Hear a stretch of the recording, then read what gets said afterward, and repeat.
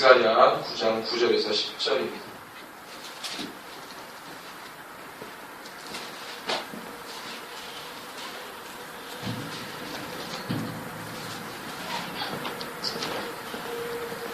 (1320쪽) 스가랴 9장 9절에서 10절입니다.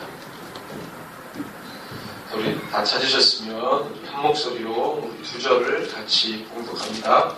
시온에 따라 크게 기뻐할지어다. 예루살렘에 따라 즐거이 부를지어다. 보라, 내 왕이 내게 입마시나니 그는 공의로우시며 구원을 베푸시며 겸손하여서 나귀를 타시나니 나귀의 작은 것 곧 나귀 새끼니라. 내가 에브라임의 병거와 예루살렘의 발을 끊겠고 전쟁하는 활도 끊으리니 그가 이방 사람에게 화평을 전할 것이요 그의 통치는 바다에서 바다까지 이르고 유브라데 강에서 땅끝까지 이르리라. 아멘.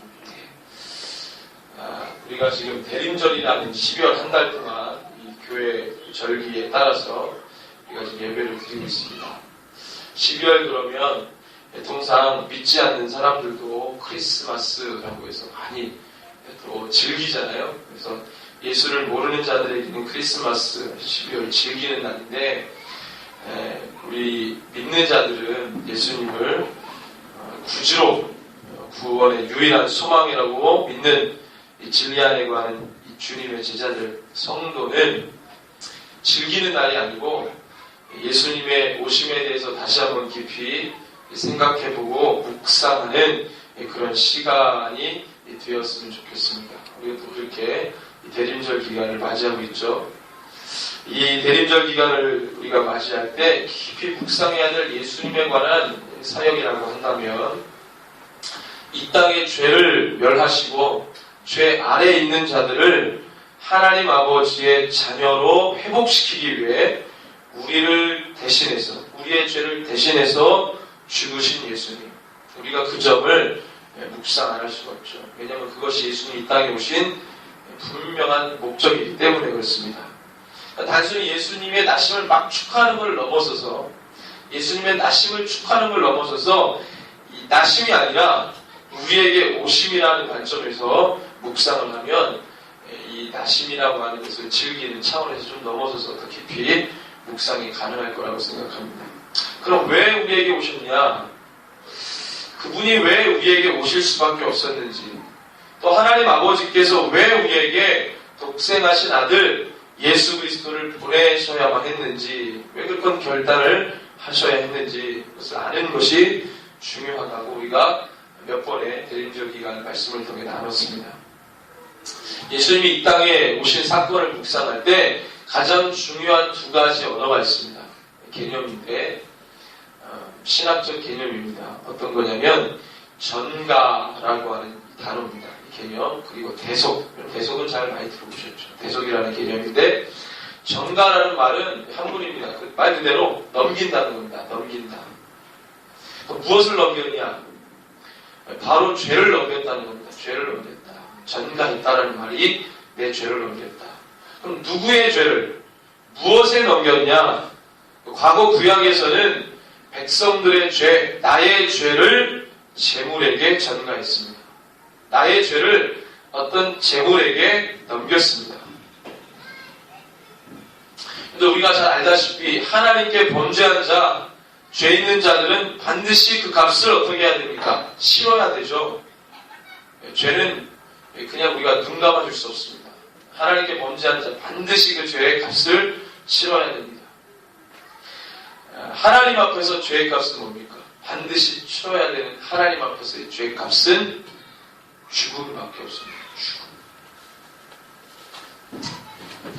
그런데 하나님이 당신의 형상대로 지음받은, 모양대로 지은 사람을 죽이실 수가 없었어요. 최초 아담과 하와, 범죄한 아담과 하와의 죄를 용서하십니다. 근데 그들의 죄를 용서하시기 위해 어떻게 하시죠? 제물을 죽이십니다. 피를 내셔서 그 가죽으로 옷을 지어 입혔습니다. 그는 이 아담과 하와의 죄를 용서하셨다. 그들의 수치를 또 다른 나뭇가지로 가린 게 아니라 동물을 죽여서 피를 내 그 가죽으로 그들의 수치를 가렸다. 그 죄들을 가렸다, 용서하셨다는 얘기죠. 그 방법을 사용하셨어요. 그래서 이 제물은 아담과 하와의 죄를 전가받고 죽은 겁니다. 대신 그 번제가, 그 제의가 예수님 오실 때까지 계속 이루어졌던 거예요. 그래서 대신 죄를 속겠다라는 개념이 바로 아까 제가 서두에 말씀하신 두 가지 개념, 전가와 대속에서 두 번째 대속. 전가는 넘겼다는 거고, 대속은 대신 제물이, 대신 그 죄를 제물이 속했다는 것입니다. 사했다는 것입니다. 그것이 대속이죠. 그래서 그 제물을, 대신 죄를 속한 제물을 대속 제물이라 했습니다. 자, 우리의 죄를 사하시기 위해 대신 죄의 값을 치를 제물이 바로 대속 제물인데, 이 대속 제물이 돼야 되는 조건이 있습니다. 뭐냐면 반드시 죄가 없어야 돼요. 근데 여러분들, 하나님이 만드신 피조물 중에 동물은 죄가 없습니다. 죄가 없어요. 왜냐하면 영이 없기 때문에 그렇습니다. 그래서 동물을 대속 제물로 사용하는 겁니다. 그런데 하나님이 구별을 해놓으셨죠. 어떤 제물만 써라. 하나님이 가르쳐주신 율법의 방법이었습니다. 그 제물로만 죄를 속할 수가 있었어요. 그런데 우리 하나님은 이 동물로 인한 대속이 너무 부족했어요. 왜냐하면 우리 주님은 죄를 완전하게 면하셔야 돼요. 완전하게. 근데 이 대속제물, 동물로 하는 대속제물은 한계를 갖고 있었어요. 어떤 한계를 갖고 있습니까? 하루의 죄 또는 1년의 죄 정도만 속할 수 있는 한계를 갖고 있었어요. 그러니까 주님이 영원토록 죄를 면해야 되는데, 심판해야 되는데, 그 어떤 하나님의 기준에 있어서는 너무 부족했단 말이에요. 그래서 1년 하루의 죄 같은 경우는 율법에 보니까 하루의 번제를 어떻게 해야 됩니까? 아침, 저녁 2번 드렸어요. 1년의 죄는 어떻게 했습니까? 1년에 대속죄 때 대제사장이 제 모든 민족의 죄를 지성소로 가지고 들어가서 용서를 받았어요. 하루의 죄 또는 1년의 죄 정도밖에 속할 수가 없었습니다. 그래서 하나님이 영원토록 죄를 사할 이 방법을 강구하시는데, 이 땅의 어떤 피조물도 영원토록 죄를 대신 속할 제물이 없습니다. 일단은 동물은 죄가 없는 건 맞는데 영원성이 없잖아요. 그러니까 이 영원성과 죄가 없는 두 가지의 조건이 맞아야 돼요. 근데 이 세상에 어떤 피조물을 눈식으로 찾아봐도 이 두 가지의 조건을 충족시킬 수 있는 제물이 없어요. 그래서 하나님이 결단을 하십니다. 어떤 결단을 내리십니까? 영원토록 사람들로 하여금 죄 아래, 하루의 죄든지 1년의 죄만 속하니까 여전히 죄 아래 살거든요. 여전히 죄를 살아요. 영원토록 죄를 면해야 그 같은 삶을 안 살아요. 그래서 주님이 택하신 결단은 독생하신 아들 예수 그리스도를 이 땅에 보내시기 결단합니다. 이분은 이 땅의 피조물이 아니죠. 이 땅의 피조물이 예수가 아닙니다. 그분은 하나님이시고 하나님의 독생하신 아들, 우리 삼위의 하나님을 고백하니까 그분이 죄가 없고 영원성의 속성이 있습니다. 그래서 그분이 오십니다. 그분이 오셔서 영원토록 죄를 사하시는 대속 제물이 됐습니다. 히브리서에 보면은 두 가지의 기능을 갖고 있대요, 예수님. 어떤 기능입니까? 대속 제물과 대제사장의 기능을 겸하십니다. 그분이 스스로 대제사장이 되시고 스스로 대속 제물이 되셔서 지성소로 들어가십니다. 자기 몸을 찢으시고 십자가 사건이죠. 그것 때문에 주님이 우리에게 오신 것입니다. 그분의 오심은 오직 우리의 죄를 짊어지시기에 오신 것입니다. 그분이 가지고 있는 권한과 능력을 펼치시고 드러내시고 자랑하려고 오신 게 아닙니다. 물론 그분은 만왕의 왕이지만 그 만왕의 왕이라는 것을 막 드러내려고 자랑삼아 보여주려고 오신 게 아닙니다. 그분의 오신 목적은 만왕의 왕이지만 죽으려고 오셨어요. 만왕의 왕이지만 모든 만물을 천재를 창조하신 창조주이시지만 그분은 죽기 위해 오셨다는 거예요. 죄를 사하시기 위해 오셨다는 거예요. 우리가 짊어진 더럽고 추악한 죄의 모든 이 멍에들을 끌어내시기 위해 오셨다는 겁니다. 그분은 그것 때문에 오셨다는 거예요. 죄인을 불러 회개시키기 위해 오셨습니다. 그래서 예수 그리스도를 믿는 자들은요, 자기의 죄를 고백하고 인정하고 예수님의 이름으로 사함하는 겁니다. 이 같은 방법은 구약에도 있었죠. 전가시킬 때 자기의 죄를 고백하는 거예요. 내 죄가 이렇습니다. 자인하고 고백하는 거죠. 그 죄에 대해서 경성하는 거예요. 여러분들 주님 앞에 나오지 못하는 사람들의 태반이 자기의 죄를 경성하지 못하기 때문에 그렇습니다. 자기의 죄가 뭔지를 몰라요. 자기가 죄인지도 몰라요. 그러니까 예수가 필요 없죠. 자기가 죄인지도 모르니까 늘 여러분들 요즘에는 세상 이 이념과 가치가 막 우리의 신념을 막 흐트러 놓으니까 그런 영화도 많이 나오잖아요. 인간이 무엇을 하면 된다.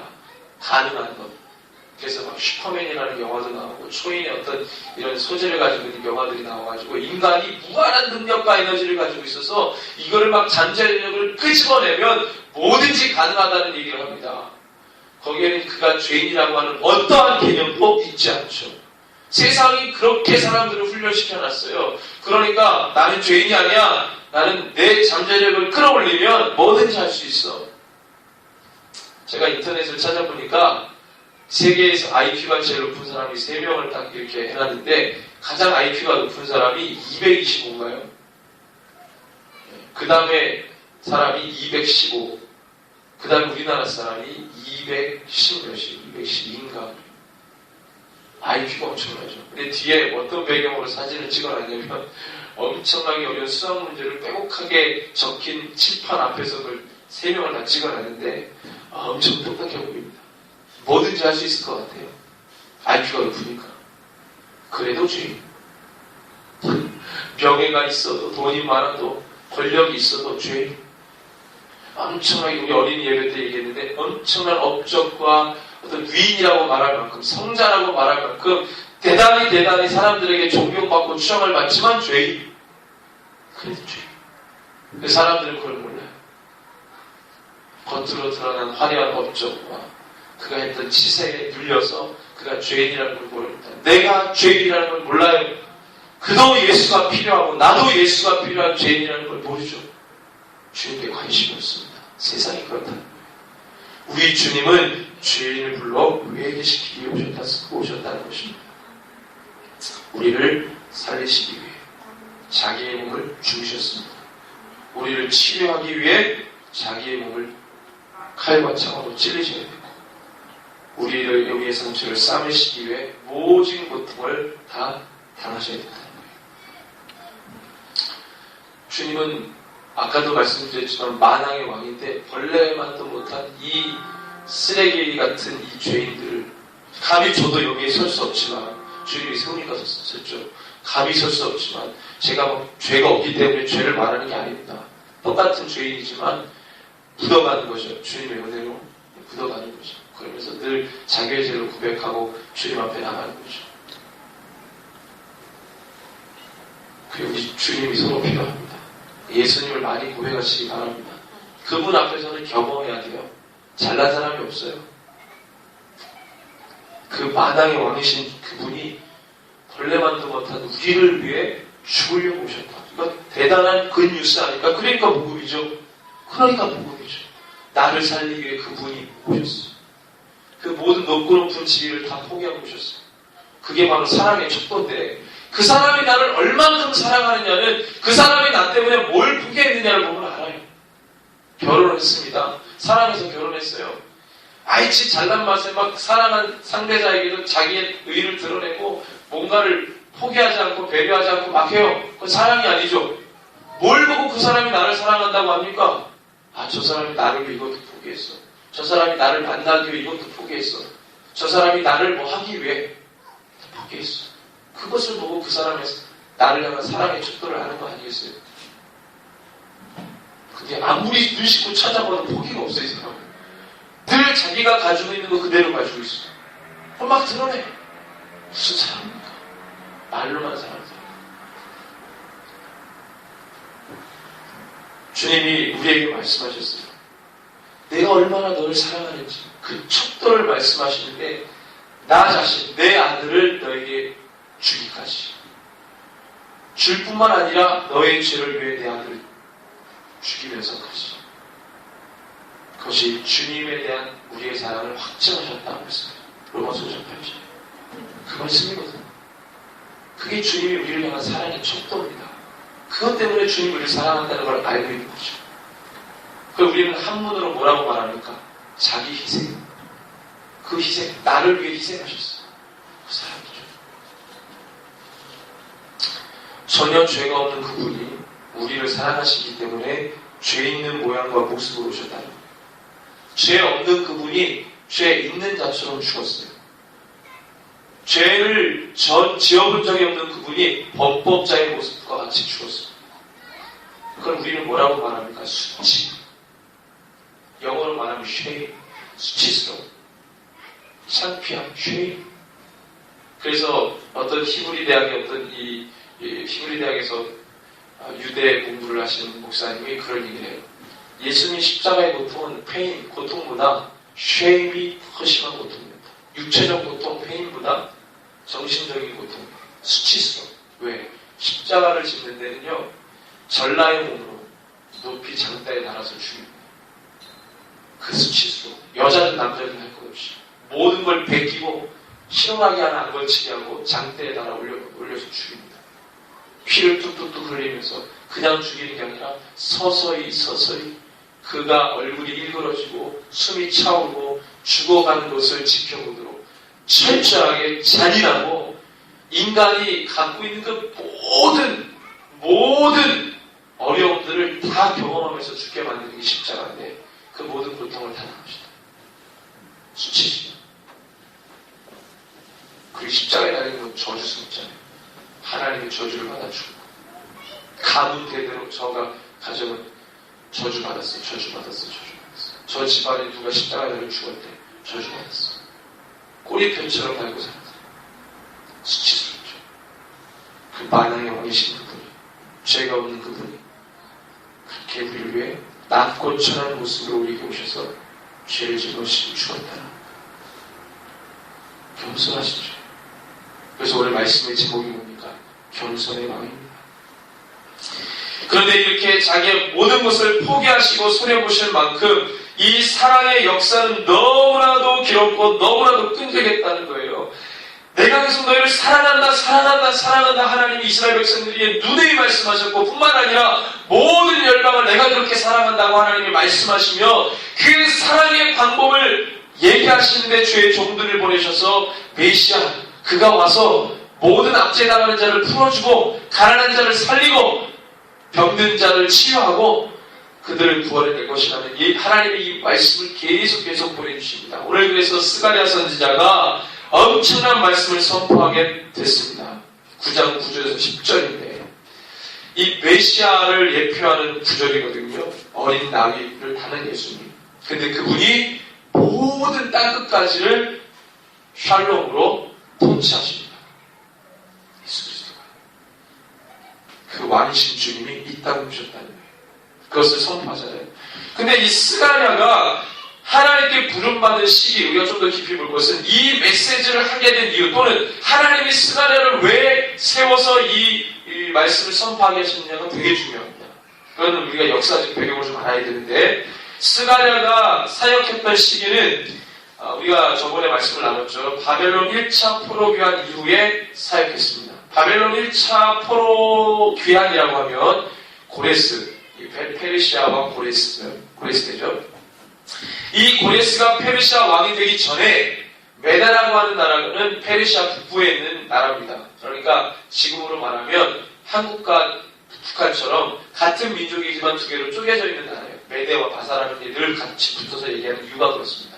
한민족으로는 북한 한국인데 이 메대와 바사는 동일한 페르시아 사람들입니다. 그런데 나눠서 나라가 두 개로 쪼개져 있다가 메대 다리오가 죽자 고레스가 이 바사의 왕이었다가 메대 지역까지 다 왕이 된 거예요. 그것이 고레스 원년인데 다리오가 죽기 1년 전에 다니엘이 예레미야 70년 말씀을 받잖아요.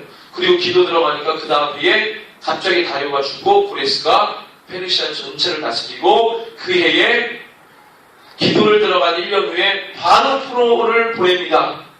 하나님 놀라운 역사죠. 기도를 들어가니까 바로 70년도 안 돼가 66, 67년만 돼서 포로를 다 보내버려요. 60, 70년이 안 찼습니다. 그 이유가 뭐라고 했어요? 다니엘 기도가 들어가서 70년을 땡겨가지고 70년 채 안 됐는데 포로기한이 왔다는 거예요. 그래서 스룹바벨을 지도자로 삼아서 포로기한 와서 한 게 뭐라고 그랬어요? 성전을 지었다고 했어요. 예루살렘 성전. 2년 동안 짓다가 너무 방해가 심해가지고 16년 동안 공사가 중단됐다가 왕이 바뀌었어요. 이제 고레스에서 다리오로 바뀌었으면서 다리오가 고레스 칙령을 발견해서 다시 그 공사를 하게 합니다. 허락하죠. 그 시기 때 사역했던 선지자가 바로 학개하고 스가랴입니다. 학개가 뭐라고 선포했냐면 학개서를 보면 계속해서 성전 지으라고 명령합니다. 16년 동안 중단될 때 사람들의 마음이 해이해졌어요. 이제는 성전을 지어야 되는데 지을 마음도 안 생겼어요. 그들의 마음에 불이 다 꺼져버린 거예요. 그래서 학개가 계속 선포합니다. 성전 지어라, 성전 지어라. 너희들이 지금 멋들어지게 지으면서 어떻게 성전을 저렇게 공사가 진행되다 많은 상태로 저렇게 놔두느냐 그랬어요. 엄청나게 책망합니다. 그리고 스가랴도 그렇죠.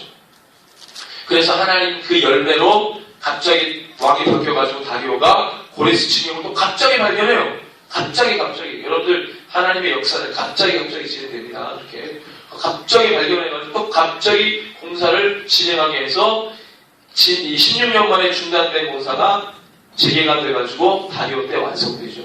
그리고 80년이 지났습니다. 그리고 시간이 쭉 흘렀는데 아닥사스다라고 하는 왕 때 2차 포로기한 에스라, 3차 포로기한 느헤미야. 근데 오늘 말씀의 이 주인공인 스가랴가 사역했던 시기는 다리오 왕에서 아닥사스다가 아니고 다리오 왕에서 아하수에로 왕으로 넘어갈 그 시기점에 사역했거든요. 정확하게 말하면 다리오 때 사역하다가 아하수에로가 집권할 때쯤 사역이 딱 멈춰져요. 스가랴 사역. 그리고 아하수에로 다음에 아닥사스다인데 아하수에로가 어떤 그걸로 유명하죠? 에스더 왕비로 유명하잖아요. 그러니까 고레스, 다리오, 아하수에로, 아닥사스다. 그러니까 고레스, 다리오 때 포로기안에서 성전 짓고 아하수에로 때 에스더 이야기가 있고 아닥사스다 왕 때 에스라 느헤미야가 에스라는 말씀의 성전, 그 다음에 느헤미야는 뭐예요? 성벽을 재건하면서 도시를 재건하잖아요. 각자 하나님이 주신 포지션이 다른데 근데 중간에 이 에스더라고 하는 인물 때에 갑자기 하만이라는 나쁜 놈이 페르시아가 다스리는 전체 땅 안에 유대인들 다 잡아주기로 해요. 갑자기 그 얘기가 나옵니다. 물론 이제 모르드게가 하만한테 인사하고 그런 게 문제가 됐지만 갑자기 그래서 이 페르시아 지역 안에 있는 모든 유대인이 죽으면 성전을 다시 지어서 예배가 회복됐잖아요. 6월절이 회복되고 절기가 회복되고 6월절 절기가 회복됐다는 건 뭐예요? 자신의 죄를 하나님 앞에 고백하면서 제사를 드리기 시작했다는 거예요. 예루살렘 성전에서. 그 예배가 막 진행되는 거를 하만이라는 나쁜 놈이 저지시킵니다. 그 뒤에 사단이 있죠. 사단이. 예배가 회복되니까 사단이 싫은 거예요. 그래서 전 팔레스타인 지방에 있는 모든 유대인들을 다 이 페르시아 땅에 있는 유대인들을 다 잡아 죽이려고 하는 거죠. 근데 더 중요한 거는 이 하만이 그 얘기를 하기 전에 스가랴라고 하는 선지자가 성전이 회복되니까 너무 영적으로 충만해졌어요. 이스라엘 백성들이. 6월절이 회복되고 6월절이 회복됐다는 것은 예수님을 예표한 절기 아닙니까? 자기의 죄를 어린 양의 보혈로 씻김받고 이런 절기가 회복되니까 영적으로 충만해서 하나님의 영이 성전에 가득하니까 하나님이 스가랴에게 선포하게 하십니다. 무엇을 선포합니까? 메시아를 선포하게 하세요. 그 시점에 다니엘 외에 메시아를 선포하게 하는 선자는 스가랴가 유일합니다. 학계에도 그게 안 나와요. 근데 스가랴를 통해서 하나님이 메시아를 선포하게 해요. 성전이 회복된다는 것은 구약의 예수 그리스도는 뭡니까?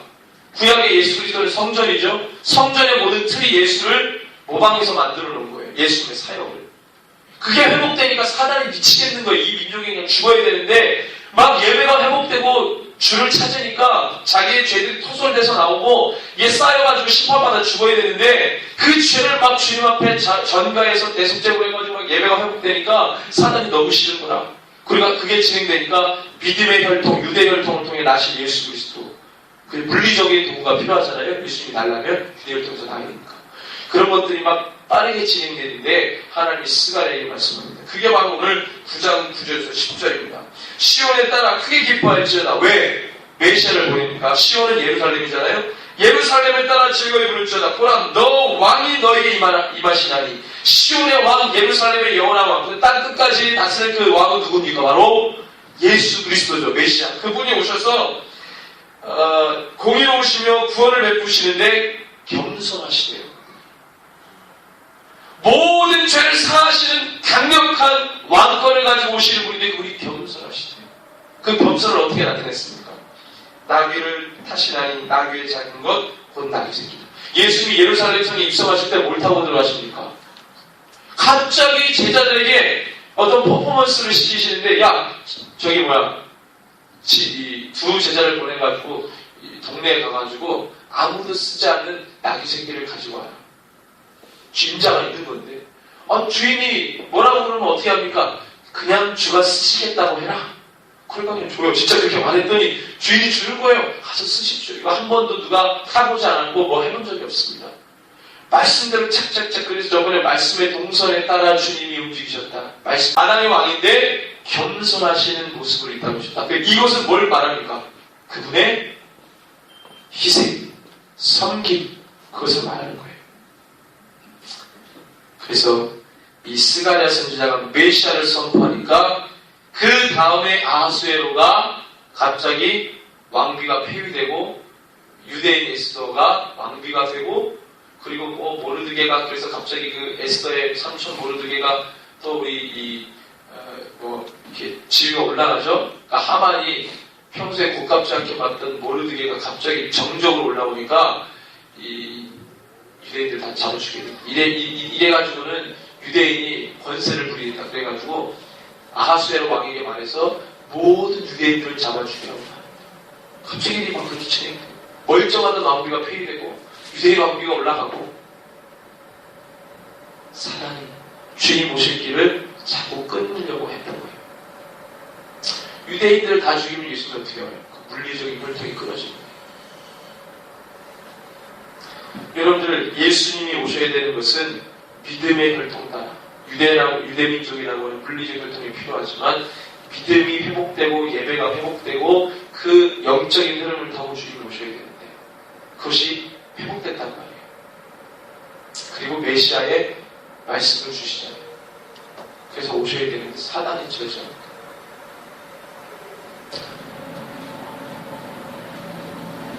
그분이 이 땅에 오셔서 하실 일들에 대해 주님께서 말씀하시고 어린 나귀를 타신 메시아를 선포하게 하시고 그분은 겸손하신 분이라고 말씀하시고 그분이 오셔서 하시는 십자가를 예표하는 이 말씀들을 주셨습니다.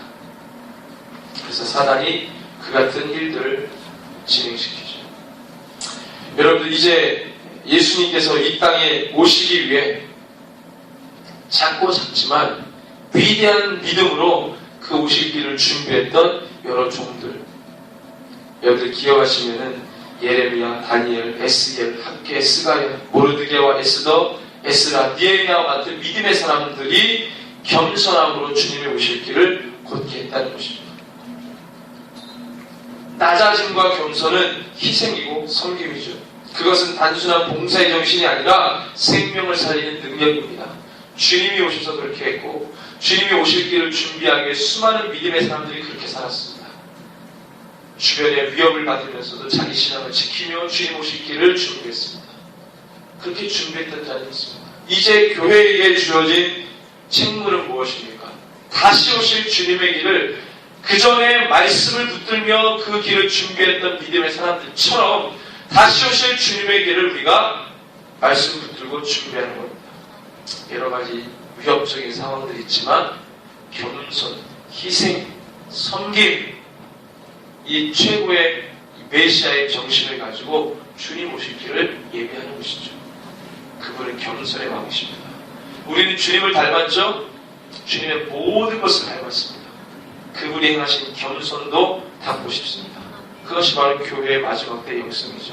저희 여러분들이 이 대림절 기간 동안에 다른 것이 아니라 주님 이 땅에 겸손의 왕으로 오셔서 우리의 생명을 살리시고 우리를 회복시키셨다는 그 사실을 기억하시는, 그래서 늘 그 주님을 마음 가운데 모시고 사는 우리가 되기를 주님의 이름으로 축원합니다.